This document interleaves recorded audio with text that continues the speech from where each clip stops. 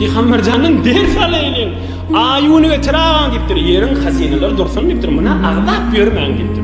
Ayunu özün getirseniz de Huday Taala'nın buyruğunu men etbermerin diptir. Peygamber canın oğlum bir de edip ders edip aytışını öyle.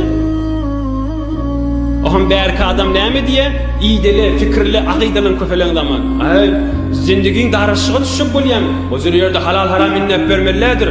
O ýere gurran kändir diýen adam elbetde kafirçiladyr. Eger şoda şuna ýatsa, Hudaý üçin aýdýan, hak gurruna elbetde kafirçiladyr. Elbetde Ebu Cehil'in kitap bedesi. Namaz okuyan bolatır. Namaz okuyan mı?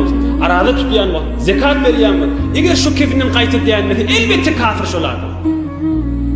Halal haram bizce innep bölmelidir. Dünyanın zindigi yaşayışta gerek hakim.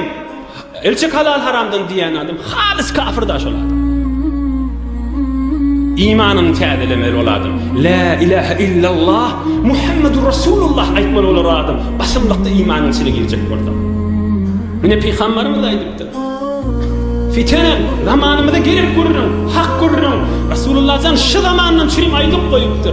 Bir zaman gelir fikirli, akidalı, her cerek bernamada köfeler. Şu zamanını görürsünüz deyiptir. Akşam Müslümandır deyiptir. Erti turanına kafir deyiptir. Yusbihur raculu fiha mu'minen yumsi kafira.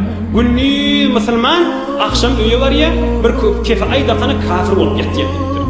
Ve yumsi mu'minen ve yusbihu kafira. Akşam Allah deyip yatıyor deyiptir. Erti bilen turya ay bu yerde halal haram innemelladir deyip turaya deyiptir. Turan boyunu kafir olup deyip.